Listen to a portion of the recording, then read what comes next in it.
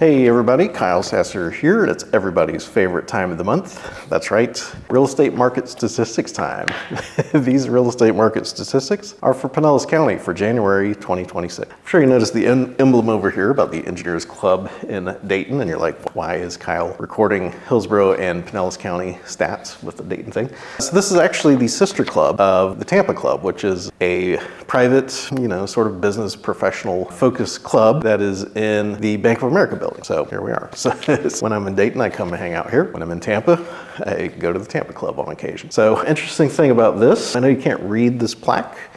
For those of you that don't know, the Wright brothers were originally from Dayton, Ohio. And so basically, interestingly, through this window, this used to be the barber shop. So, the Orville would come here and get his hair cut and all that stuff. But it was annoying because he was like, I can't watch my planes while I'm getting my hair cut. So he used to sit over in that corner, and he had to move the chair over to here, this corner, so he could look out through that window and off the porch here and watch his planes come and go. So a little interesting bit of history. You might be asking yourself, why are you calling these the January 2026 numbers when the report and the closed transactions are from December 2025? And a few reasons for that. One is a month is usually the best way to gauge what the real estate market is doing. So day to day is way too short, and week to week you'll have things like holidays and weather patterns and stuff like that that can really affect how many transactions occur in that time period. But once you get to a month, that seems to kind of level everything out, and it becomes easier to spot trends and see where things are going.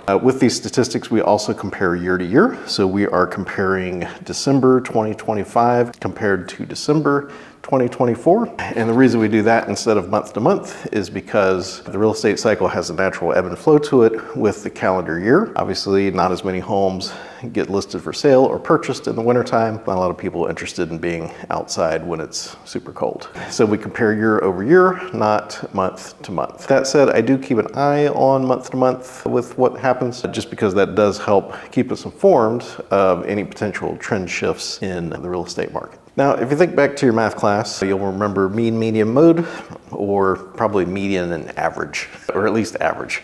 So averages, as everybody knows, let's say you have 5 houses. You add up the sales price of those 5 houses, you divide it by 5, that gives you the average sales price. Median's a little bit different though. With median, what that is let's say you sell 100 houses. The median is the point at which there's an equal number of higher priced houses to lower priced houses. So it's more of the actual midpoint of the market. I tend to pay a lot more attention to the median sales price, primarily because the average sales price can be affected significantly if there is, a couple very expensive houses that sell. That will really pull that average up, especially as, we've been in a little fewer sales than usual, historically speaking. So average tends to move around a little bit more. Median tends to be a little bit more of the true point, quote unquote, middle point of the market, and it kind of removes the large outliers. All right, well, let's dive into these market statistics for Pinellas County. Total number of closed sales was up 1.87% from 909 to 926 homes sold. Total number of cash sales dropped 15.65% from 377 to 318. Median sales price dropped 5.76% to $477,500 to $450,000. Average sales price increased 1.2% from $598,808 to $606,017. Median percent of original list price held pretty steady, dropped 0.64% from 93.9% to 93.3%. Median time to contract grew very significantly though. It grew from 30 days to 48 days, which is an increase of 60%. Number of new listings dropped 26.42% from 988 new listings to 727. Active inventory grew 9.71% from 2,801 homes to 3,073 homes. Month supply, for those of you that like that metric, which I normally do not because it abstracts a bit too much, but month supply is still hanging around at 3.44 months. Foreclosures and short sales, or the doom and gloom section, there was a total of 7 foreclosures and 3 short sales. So still not a big collapse in that part. Now, median sales price, if we look at that for the year, kind of see what that's been doing. Median sales price has been bouncing around a little bit. It did peak in April and May and June-ish of 2025 around 460, 455, 465. And, you know, since July, we've really kind of been in this 430 to 440 range, you know, like 439, 425, 444, 445, 440. Now, I do like the other interesting thing here is the total active inventory. Just kind of seeing what that's setting up. You know, normally we build inventory through the winter time, but this year we've actually been declining a little bit. So, for example, like August we had 3,600, September 3,500, October 3,500, November 3,200, and then December 3,000 homes. That is definitely shaping up to help sellers out. Now, I do also like to touch on the different price points because $1 million house sells for a little bit different time frames than a $300,000 house. That's primarily because of the buyer pool. There's just more demand and interest at that $300,000 price point. I also try not to read all of these because I know that gets a little monotonous for you. Just try to hit the high points and give you the overview. Closed sales, the biggest thing here is the $250,000 to $300,000 mark. That is up 55.93%, total of 92. And I can tell you that is most of the flood damage stuff in Shore Acres, Riviera Bay, and out on the beaches. So it's not that we have magically created a lot of $250,000 to $300,000 homes. It's that those homes, if repaired and if we didn't have the storms, would sell at $600,000, $700,000. And because they are flood damaged, they are being liquidated at $250,000 to $350,000. What that impact is on the buyers and the real estate market, I will cover in the analysis section, so stay tuned. Median time to contract's actually gone up a bit, and that does also match with what I'm seeing in, you know, listings this year compared to last year. So, you know, 150 to 200,000 is up 193% to 44. 250 to 300,000 is up 125% to 45 days, and etc. Total number of new listings. This is probably why inventory is going down. So basically every price point, there are fewer houses that are being listed for sale. That is definitely a bit of a change compared to the last 2 years and is pretty noteworthy, to be honest. So 250 to 300,000 is down 33% to 54. 400 to 600,000 is down 23% to 234. 600 to 1 million is down 29.09% to 156. And then total inventory is a bit of a split. So, you know, the overall trend of there being fewer homes below that 300,000 mark, that still continues. That's just kind of been going on for 6-7 years. However, the crazy one is the 600 to 1 million is up 1,938% to 693. I'm actually going to double check that number to make sure that that is accurate. Because whenever I see a number that is that big, I always like to double check it. So if that was not correct, there should be a note on the video here. But if it is correct, who knows, maybe I'll throw a note on the video as well. And then 1 million or more, interestingly, is up 39.64% to 708. So those are the market statistics for Pinellas County for January 2026. So what can we make of these Hillsborough and Pinellas County numbers? Is there a market shift in the works? If you've been watching this channel for a while, you will know that there's been some surprising things in the last year or so. First of which was 2 hurricanes came through. It really damaged a lot of the area, especially Pinellas County. The interesting thing that happened after that, though, is we did not see an immediate decline in the market. We actually saw a surge, especially on the Pinellas County side, as people that were displaced from their homes due to flood damage started buying up more homes. And so we actually had prices increase after the hurricanes, which is wild. The interesting thing, Hillsborough County wasn't as effective. There were definitely sections and neighborhoods that were impacted by the flooding and the hurricanes and stuff like that, but proportionally, not a lot of Hillsborough County. Whereas Pinellas County, St. Pete, Clearwater, the beaches, they were significantly affected. Now, here's what happens. And this is why I kind of put asterisks on a few of those numbers. So what happens is when you have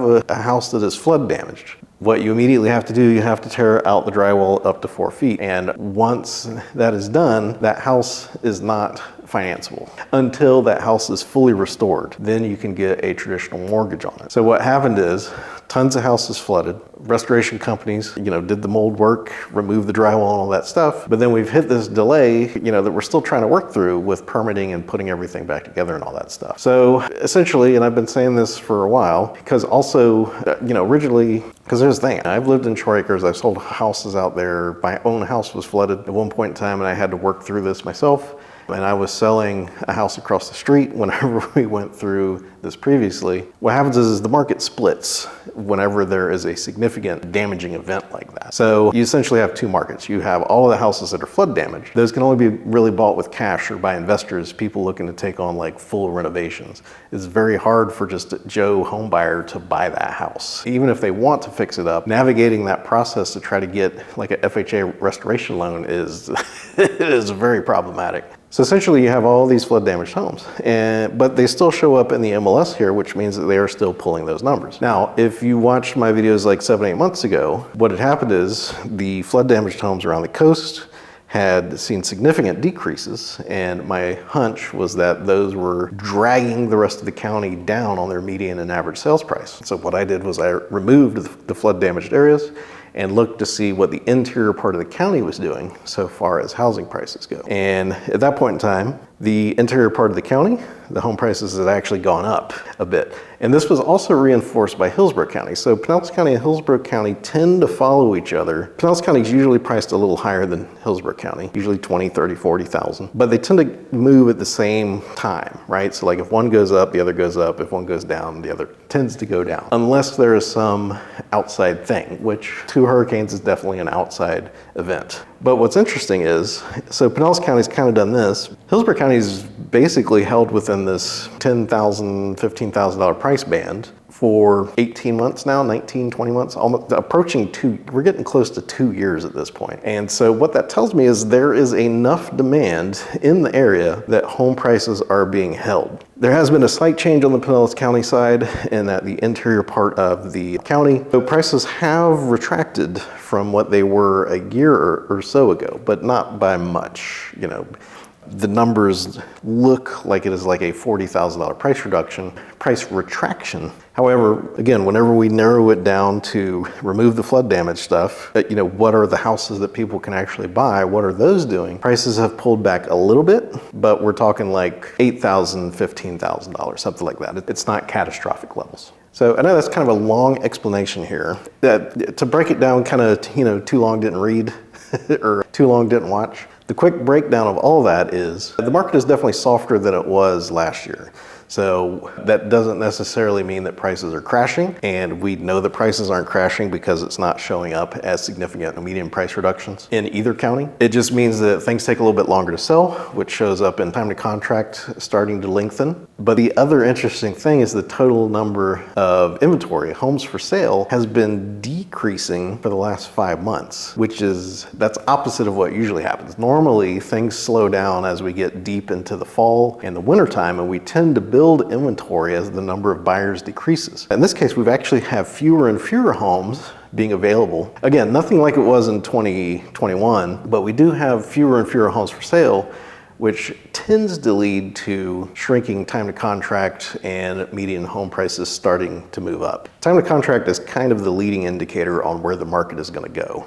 And so it's odd because we have increasing inventory, but you know, the median sales price isn't quite moving accordingly. So I feel like the market is softening up a little bit, and maybe we're going to have another run if we have a significant number of buyers come back, because hey, mortgage rates are lower than they have been in a couple years, so maybe. Or, you know, if some other storm or insurance issue comes up, maybe that'll drive the supply side where people just, you know, decide to pull up stakes. So the market is solidly soft is the odd way to describe it.